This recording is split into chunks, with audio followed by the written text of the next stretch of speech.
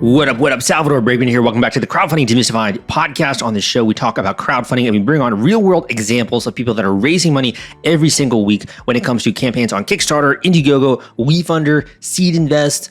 We talk about equity crowdfunding as well. Really just bring an idea, a new product, a new project into the world, and how do you use crowdfunding as part of that? So I think that a lot of people use crowdfunding, for example, to get the actual funding. Other people want validation. Other people actually just want to have like a big marketing launch, a big splash, right, when it comes to their brand name. So today we actually spoke with a creator who I didn't even realize this, but he was actually a podcast listener of this show. And he applied some of the strategies that we talk about on this show. And he was wildly successful being able to do a six-figure crowdfunding campaign. So to me, it's always incredible when we have someone like that who is a listener of the podcast. They come back on, they share their experience, they share their story. That is so incredibly karmic. And it's actually one of the reasons why I started this show back in 2015 was that I wanted to show people that this is happening, show you what's happening behind closed doors, really get to the meat of what are the strategies, the tactics, all the know-how, the tools, the things that go into a powerful campaign raise. And thank you so much if you have been listening to this show, if you've been listening on the way to work, you've been listening while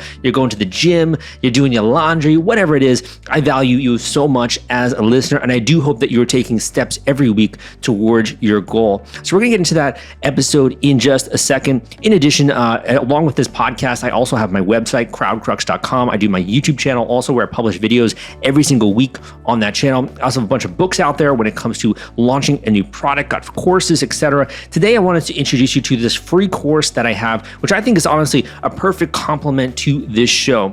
So for example, if you've been listening to an episode here, an episode there, and you've really just been wanting to get like the entire shebang, like what do I have to do, Sal, step by step in order to launch this campaign? What are some of the tools that I should know about? What are some of the strategies I should be employing? And you don't want to have to hunt around Google and try to figure this out yourself and watch, dozens of YouTube videos that may or may not be related to what you're trying to do. Go and check out this free course that I have for you that will get you up to speed in terms of the best practices of what's working today with a Kickstarter campaign. All you got to do is go to the link I'm about to mention, enter your name, email, and you can start getting some emails from me that will really speed up the process when it comes to launching one of these campaigns. And I recommend doing this as early as possible in the stage. Even if you're a couple months out of doing a campaign launch, you definitely should hop on the bandwagon of really studying this, becoming a student of how to do a crowdfunding campaign. So that said, go and check out this link at crowdcrux.com/Kickstarter. Again, that link is crowdcrux.com/Kickstarter.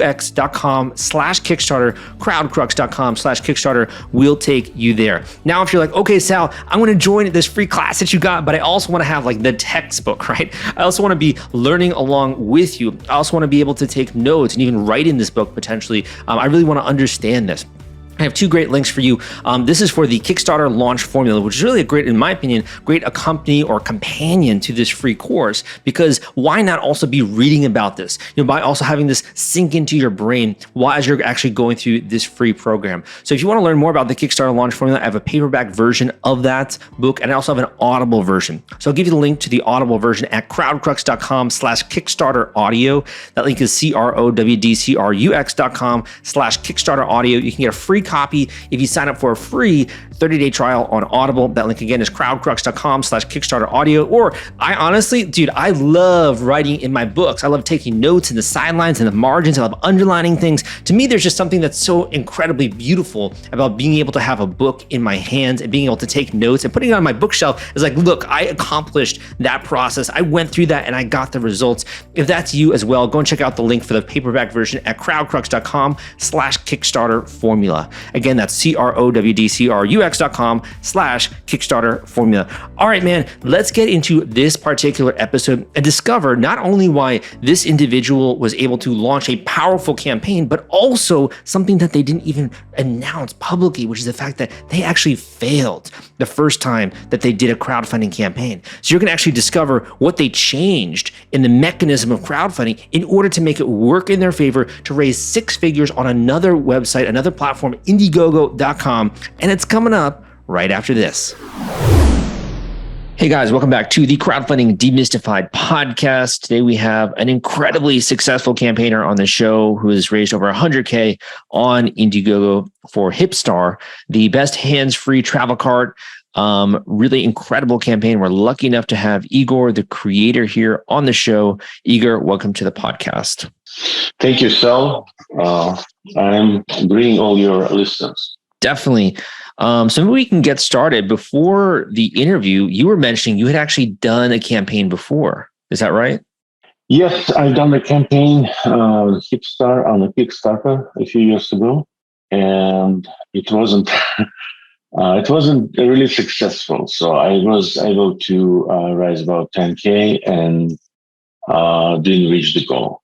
But at this time, it was 10 times more. So I I applied the techniques that I learned so far, and it worked. That's awesome, man. Out of curiosity, had you created a product before that in your life, before the campaign you launched before? Yes, I worked on different products, but this one is, it's really my idea, my patent, my trademarks, and it's my passion. So for you, what really got you passionate about this? Like what made you really say, you know what, I want to do something of my own. I want to create something of my own. What made you have that decision? Quick story. I used to work for the telecommunication company, and the US company, and to develop the market in Europe. So I used to travel a lot, and I always wanted to have someone who can carry all my stuff and never get tired. So usually I was responsible on channel sales in 22 countries, and it was the long journey. Usually I hit the weekends, and when I want to explore the new place, a new country, so I have to have someone with me, and start thinking about some hiking trailer, portable hiking. There are so many trailers available on the market, but they are not as portable as mine. So that's how the idea was born, and I started thinking about it. I made my first prototype from the mouse handles, and I tested it in some local park. And people start approaching me and say, "Oh, where can I buy it?" I said, "Oh, you can buy it anywhere because it's just my prototype. It's testing." Wow. So this encouraged me to develop the product that I can offer to other people. So and since that, I built about 12 or 15 different prototypes until I got the best prototype right now, and presented on the Indiegogo. Now, when you were doing that and you were creating these different prototypes, was it you were improving the functionality? Was it the design? What were some of the improvements that you were going through? Yes, exactly. So it's not connect anything behind your body, but the most important issue I face is the inertial push and pulls generated by the cart. So it's just getting annoying after 5-10 minutes of walking. So it looks like someone pushing you back and forth. So I started thinking how to eliminate it. And that's why I tested in different prototypes. And finally, I found a way that you can see on the videos on my website and the campaign page that I have a special harness, and it's not rigidly attached to your body. And also I installed the shock absorbers, but shock absorbers not for the wheels, but for the frame. It's working between the handlebars and the frame. So that was... So you basically, you had all of these ways to improve it and get it to a certain point. What made you decide to involve crowdfunding in getting this to people? Why did you make that decision? To raise money for the manufacturing, and also I would need to pay for the product design, because I'm not actually the designer. And I need to build a CAD. I need to build different components for the product. And also the most expensive part is the marketing. and I need to introduce this to the world because I see there is a lot of potential and people are very interested in that. So I set up the website and landing page, and I saw about right now I have a few thousand people subscribed. Congratulations. Yeah. With your first campaign on Kickstarter, what was the biggest takeaway or learning lesson from launching that campaign? Yes, there are a few lessons I learned, and there's a few differences I can describe. First is the pre-launch funnel. So the most important part of the launch strategy is the pre-launch or pre-campaign. More specifically, building a pre-launch email list. Unless you are an existing brand with a huge customer list, you have to build one from scratch and using just the simple ads. Facebook is the perfect tool.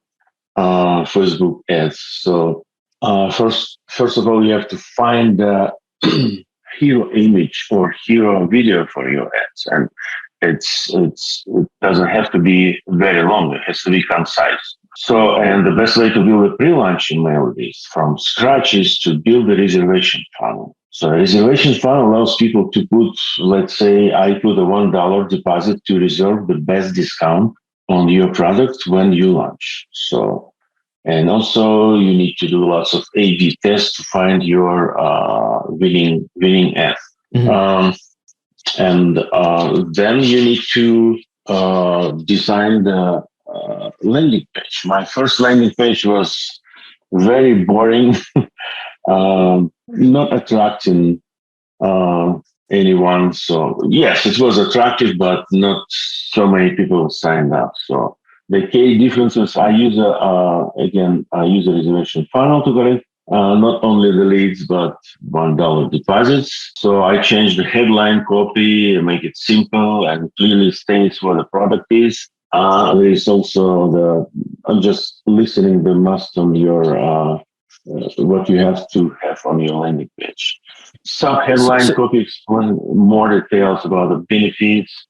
Hero image clearly shows the target audience, and call to action clearly states that you should sign up to receive a discount.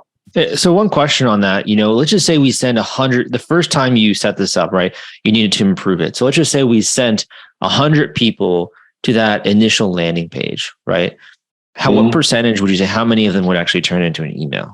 Oh, it's in the first prototype I used for the landing page and for the campaign. It was, first of all, it was not attractive prototype, but it shows how the product can work. At this time, I did not receive many leads. If you asking about a percentage, I would say 1-2. So definitely not super high. And then you made some changes. And it sounds like then it dramatically improved it, right? Yes, but it was incomplete. So I made the changes in ads, videos, not only just in the landing page. And also I built more the prototypes with more functions and looking just sleek. So it's a complex. It's not only it's not only the landing page. And also I use the MailChimp to make automatic welcome emails. Once someone becomes a lead from the pre-launch, it's time for email marketing because people sign up and it doesn't mean they will want to buy your product. You need to make some kind of educational follow-up emails. Yes, MailChimp is a very good educate them. Yeah. Fill in the gaps. So, and don't overload them because you need to welcome, thank you for signing up, blah, blah, blah. Second email is explaining the features of the product. And my third email, MailChimp email, I use just people testimonials. And if you want to ask why people wants to make a testimonial, because there is no product and nobody used it before. It's just people who are excited of the product and wants to express their vision of the product. And that's so cool. yeah, it was so cool. And I didn't ask them. They said, "Oh, blah blah blah." I can imagine. My back is. I have a problem with my back. I am old. I just want to extend my outdoor life, and your product will change my life. And I said, "Okay, can you write the testimonial on the page?" "Oh yes, I would love to." So if you look at my website, there's so many testimonials of the product is not on the market yet. Very cool. Yeah, I'll also be sure to link that up in the show notes. If you're worried about the fulfillment and shipping part of your Kickstarter campaign when it comes to getting out all those perks and rewards to your backers, rest assured I've put together a complete Kickstarter fulfillment and shipping checklist for you, and it's free. This is sponsored by the folks at Fulfillrite, and they thought that you should have this checklist as part of your arsenal going into a crowdfunding campaign. If you want to get instant access to this checklist, and it's free, you can go to fulfillrite.com/checklist. Again, that is fulfillrite.com/checklist, fulfillrite.com/checklist. Just go to that link and you can download it immediately. One other quick question on the technical side. I get a lot of questions from people like, okay, so they built out a good funnel that captures someone's email, right? So when you're getting people to leave that deposit, what do you think is a good percentage of the number of people who end up actually doing that? In my campaign? Yes. Or your thoughts on it? It's not in my top of my head, the statistics, but I have very good rate of the cost per lead. And for example, for my last campaign, I spent about $5,000 or $6,000, and the costs per lead were less than $1. Insane, man. That's such good results. And it shows that, obviously the fact that people want to own this, right? The fact that people want to buy this. Yes, of course, people excited about the product, and you just need to make something around this, so surrounding like videos and explanation, education, and stuff like that. So when you started to see that happening, you went from having a campaign that didn't go super well to then all of a sudden getting a rush of people that are clamoring to be on your list, you're on your wait list, and putting down deposits, right, to actually own the thing. What did that feel like? It feels exciting. So people, especially even $1, that means people want to buy your product. They just pay you reservation. I call it reservation fee. And I include them. The MailChimp does very good job. They just jump to the VIP list. And then when I collected enough people from VIP, so I decided to launch the campaign. But it took me, I think, 7-8 months to build the pre-launch list for a few thousand people. A lot of people will... Yeah, I mean, a lot of people will hear that and they're like, okay, Igor obviously, blew his goal out of the water, but how do you keep people excited for such a long period of time, right? Because 8 months is a long time. How do you keep people on the hook? Yes, I agree. Yes, some people unsubscribed, but again, my unsubscription rate was very low. I was surprised because that indicates that people really wants to have this product. Some people were kind of upset that it takes so long time. They just send me a lot of emails and questions. But basically, it helped me to establish the personal relationship with my list and with my backers. Why do you think that's important? It's super important. I'll tell you, it's a long story, so my campaign was, I think, 60 days. And since that, I established some relationship with the people. And once I wanted to start manufacturing, I was sending professional testers to the Dead Valley, and they tested the product and it's broke. And it was, my concept, I was simplifying the shock absorbers, but they broke because they put not not too heavy load, but they put about 40 pounds, and it was disaster for me. Yeah. So I sent a message to all my backers and say, hey, I need to redesign it. It will take the time. Whoever wants to get a refund, just send me a request and I will refund your money. Wow. I got about 300 people in my list, and only maybe 10 of them requested a refund. And they said, Igor, I received emails, Igor, there is nothing like that in the market. I want your product. I will be staying with you as long as you develop the product.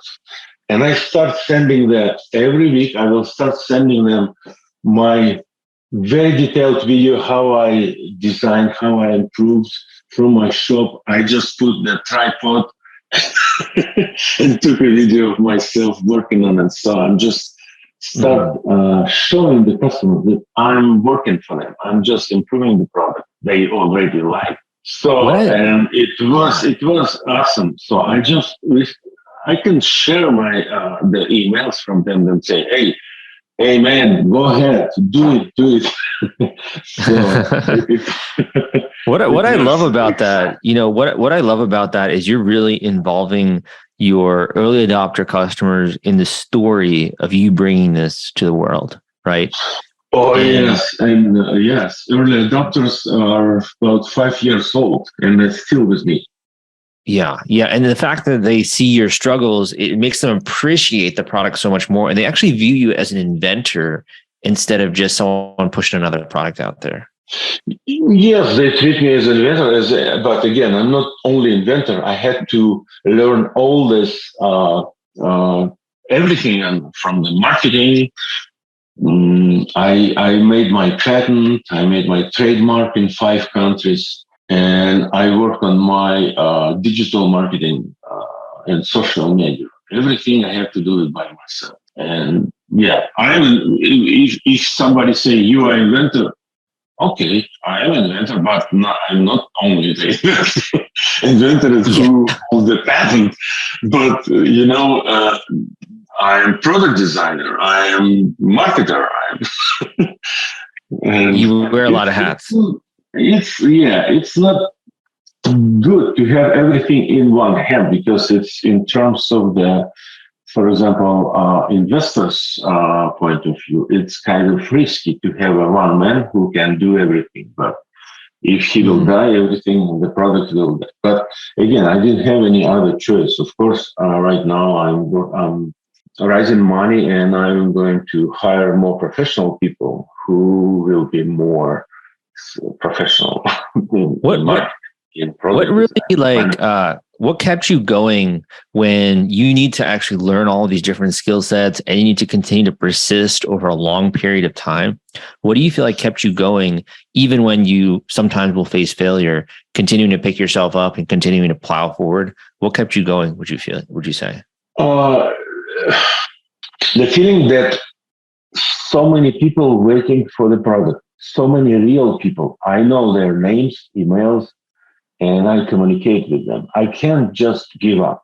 And I have a few veterans who are recovering, and they said, "Hey Igor, I need your product badly. Just do it for me. I will pay any money, but it will change my life. It will extend my life, because I have no physical possibilities to hold the backpacks or even some light bag, and I need to put them on someone else. And but I can't have a live person with me carrying all my stuff. So I have so many. I was surprised how many elderly and physically impaired people contacted me. It was another discovery.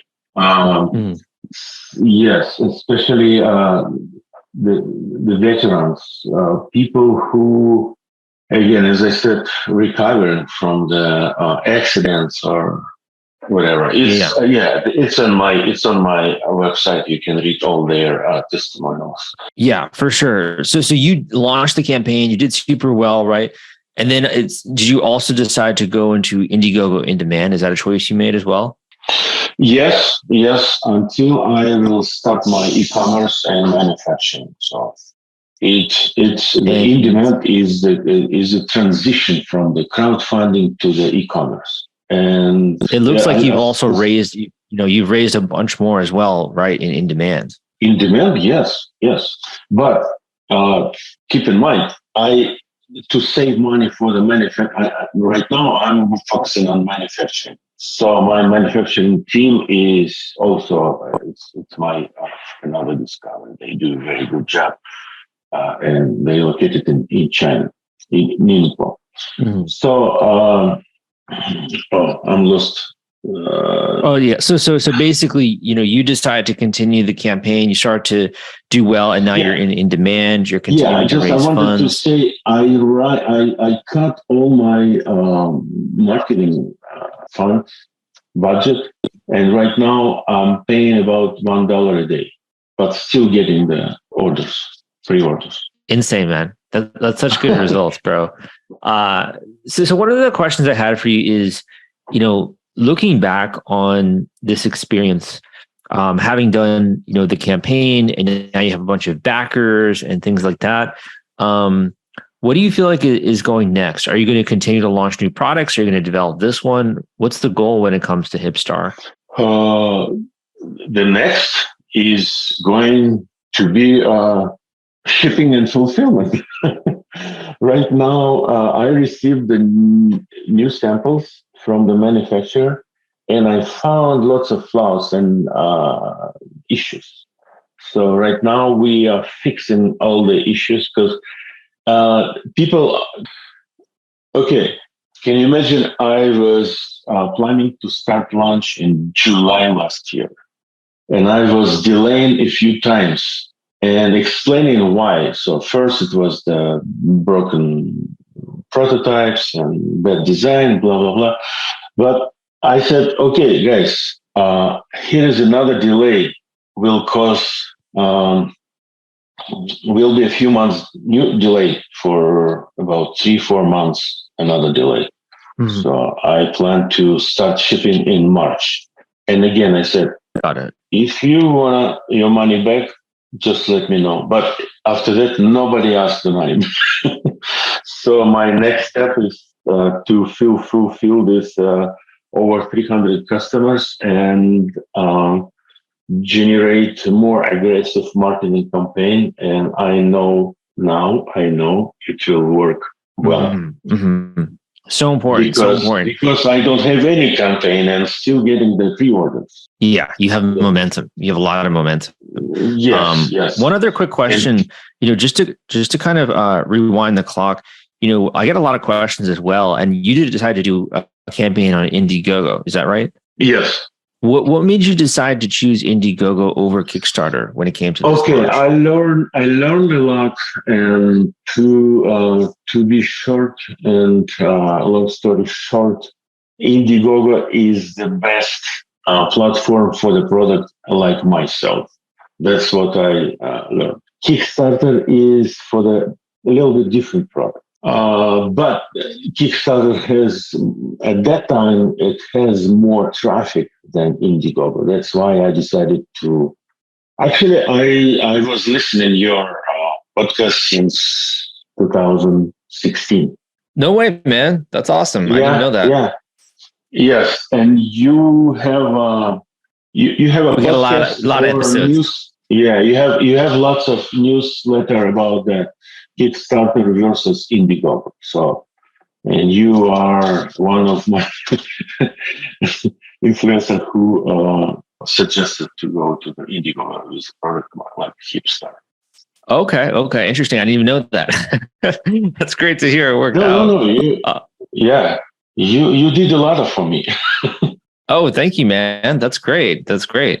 I feel so happy that you were able to bring something from nothing and get it into the hands of a lot of people, right? Yes, I was do a powerful campaign. I was listening to you very close. That is so cool.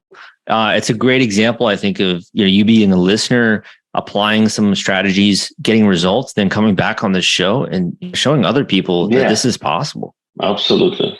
So I just have one or two more questions for you. I guess one is, if you could think back to that time when you were starting to just learn about this, is there any message you would like to share with a beginning creator or with someone who is just getting started? Yes. New creators, new founders, just take my takeaways. First, pre-launch funnel. Use a reservation funnel to collect not only the leads by the deposits, small deposits, but it's very indicative. Automatic welcome emails, simple and concise, copy with a clear call to action. Made a campaign video, fact pacing with text overlays to drive home key points. And make a campaign page. It's easy to read, sections supported by images and GIFs, and you will be successful. Great. And where can people go to learn more about HipStar and also about some of your future efforts? Breaking up, sorry, Sal, can you repeat? Where can people go to learn more about your product and some of your future efforts? Oh, there's right now I have 3 sources. It's a website, my campaign page, which I update regularly, and read all my updates, all my story. I am so transparent, and when people ask me a question, I said, hey, all the questions are answered on my FAQ, in my updates, and in my discussion on the company. But the basic view of the product and explanation, educational website is my website, hipstar.net. And by the way, my landing page is also very attractive. So people see my landing page and sign up immediately. Awesome. Final question for you. For those out there that are listening, do you have a final word of encouragement, a quote that you like, a final tip, or anything along those lines? And we can end on that note. Don't give up. Listen from your faith. And you love it. And move forward. Don't give up. If you believe in your product and your idea, just if you fail, find another way around, but don't stop. Just move forward. Love it. Igor, thank you so much for coming on the show and also for being a listener. It means so much to me, and good luck with your remaining days here in Indiegogo InDemand. Yeah, thank you. Thank you very much for inviting me.